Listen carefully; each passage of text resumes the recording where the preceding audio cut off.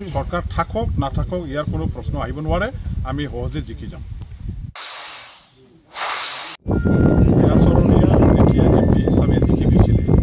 তেতিয়া হিৰাচৰণীয়াৰ প্ৰাৰ্থীৰ চৰকাৰ বিটিচিত আছিলে নেকি তেতিয়াওতো হিৰাচৰণীয়াৰ চৰকাৰ বিটিচিত আছিলে তথাপিও হিৰাচৰণীয়া দুবাৰ আমাৰ এই অঞ্চলৰ পৰা এমপি হিচাপে জিকি গৈছে কোকৰাঝাৰ পাৰ্লিমেণ্টাৰী সমষ্টি লাগাতাৰ তেখেতে দুইবাৰ জিকিলে এতিয়া যদি তেখেতে জিকি গৈ দিল্লীত এমপি হিচাপে যদি কাম কৰিব পাৰে বা এমপি হোৱাৰ সুযোগটো পাইছে তেনেহ'লে BPF দলে আজিৰ দিনটো য'ত নেকি লাখ লাখ ৰাইজে বা BTC অঞ্চলবাসী ৰাইজে এতিয়া BPFৰ লগত আহি গৈছে BJP UPPL অন্যান্য দলবিলাক ত্যাগ কৰি পেলাই ডেইলি BPF দলত যোগদান কৰিবৰ কাৰণে হাজাৰ হাজাৰ আগুৱাই আহিছে হাজাৰ হাজাৰ যোগদান হৈ আছে আৰু যোগদান হৈ থাকিব এমপি ইলেকশ্যন হোৱা সময়লৈকে গতিকে এই মুহূৰ্তত এতিয়া সবতকৈ শক্তিশালী আৰু সবতকৈ জনসমৰ্থন থকা দল যদি আছে BPF দলেই আছে এই চৰকাৰত থাকক বা নাথাকক সেইটো ডাঙৰ কথা নহয় চৰকাৰত থকা দলবিলাকক আজি যদি ত্যাগ কৰি পেলাই মানুহবিলাকে ৰাইজে অতিষ্ঠ হৈ তেওঁলোকৰ কাম বনৰ প্ৰতি মানুহবিলাকে এতিয়া বেয়া পায় প্ৰতিশ্ৰুতি তেখেতসকলে ৰক্ষা কৰিব নোৱাৰা এই চৰকাৰখন অকৰ্মণ্য চৰকাৰ আৰু কাম কৰিব নোৱাৰা চৰকাৰ এই বিফল চৰকাৰটো দেখা পাই ৰাইজে য'ত তেখেতসকলৰ লগত নাই BPF দলৰ লগত আহিছে এইবিলাক লাখ লাখ হাজাৰ হাজাৰ ৰাইজৰ সমৰ্থন থাকি BPF দলে য'ত শক্তিশালী হিচাপে কাম কৰি আছে তেনে ক্ষেত্ৰত BPF দলে জিকি নোযোৱাৰ কোনো কাৰণেই নাই আমি BPF দল এতিয়া ৰাইজৰ সহযোগত চৰকাৰ থাকক নাথাকক ইয়াৰ কোনো প্ৰশ্ন আহিব নোৱাৰে আমি সহজে জিকি যাম অসম চৰকাৰৰ WPTBC বিভাগৰ পৰা যোৱা বছৰ আমাৰ 22-23 বিত্তীয় বৰ্ষৰ যিটো চেংচন টোটেল 96,80,000 আমাৰ এটা ইয়াত ৰাস্তা বনাবৰ কাৰণে ৰাস্তাৰ লগতে বুঢ়ী নদীৰ ওপৰত এটা RCC ব্ৰিজ বনোৱা হ'ব ৰাস্তাটো হ'ব আমাৰ দতমা মুকুলডাং ৰোডৰ পৰা আৰম্ভ কৰি আমাৰ দুমাৰীগুৰি ফুলকুমাৰী পেডুলিডি ৰাত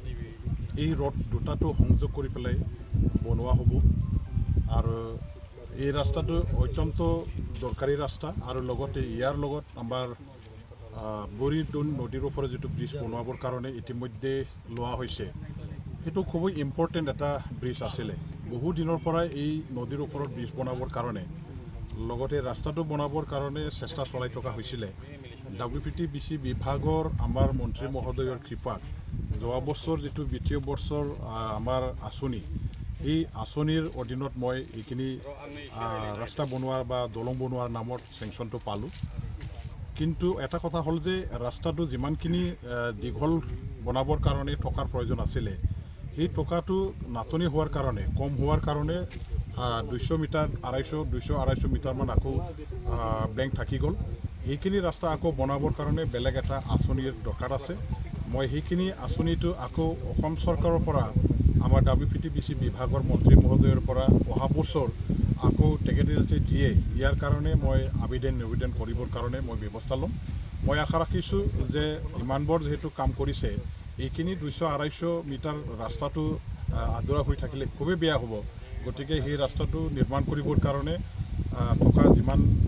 প্ৰয়োজন হ'ব সেইখিনি টকাটো আমাৰ মন্ত্ৰী মহোদয়ে নিশ্চয় এলাউ কৰিব চেংচন কৰিব এইখিনি আশাৰে মই তেখেতক অনুৰোধ কৰিম আৰু এই অঞ্চলত বাহিলেখিনি আকৌ ৰাস্তা বনাবৰ কাৰণে এতিয়াও প্ৰয়োজন আছে আমাৰ মানে অসম চৰকাৰে যিখিনি আমাক মুখ্যমন্ত্ৰী পকী পথ নিৰ্মাণ আঁচনিৰ অধীনত ৰাস্তা মোক দিছে এই বছৰ মই এইখিনি ৰাস্তা ধৰিছোঁ চেংচন হ'বৰ কাৰণে এটা প্ৰক্ৰিয়া চলি আছে এইবিলাক চেংচন হৈ অহাৰ পাছত ক'ত ৰাস্তাবিলাক দিয়া হৈছে সেইটো আমাৰ ৰাইজে গম পাব আৰু মই আশা ৰাখিছোঁ লাহে লাহেকৈ আকৌ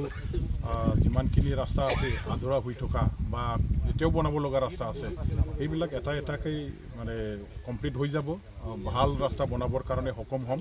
এইখিনি মই আশা ৰাখিছোঁ মই ৰাইজৰ আশীৰ্বাদ বিচাৰিছোঁ আমাৰ চৰকাৰৰ সহযোগ মই বিচাৰিছোঁ যে মোৰ সমষ্টিত যিহেতু এতিয়া উন্নয়ন কৰিবৰ কাৰণে ভালেখিনি আছে অকল ৰাস্তা ঘাটৰ কথা নহয় আমাৰ গৰাখহনীয়া ইয়াত বহুত মানে জটিল হৈ আছে গংগা নদীৰ যেটো বানপানী আৰু গৰাখহনীয়া হেতু সাইডটো পশ্চিমফালে যেনেকুৱা ধৰণৰ গৰাখহনীয়া হৈ আছে আমাৰ গংগা নদীৰ পূবফালে যিবিলাক নদীৰ পাৰত থকা গাঁও এইবিলাকৰ ওপৰতো গৰাখহনীয়াই বিষম ক্ষতি কৰিছে এইবিলাকৰ পৰা ৰক্ষা কৰিবৰ কাৰণে জলসম্পদ বিভাগৰ পৰা যথেষ্ট আঁচনি ইয়াত দিয়াৰ দ্বাৰা দি কাম কৰাৰ প্ৰয়োজন আছে।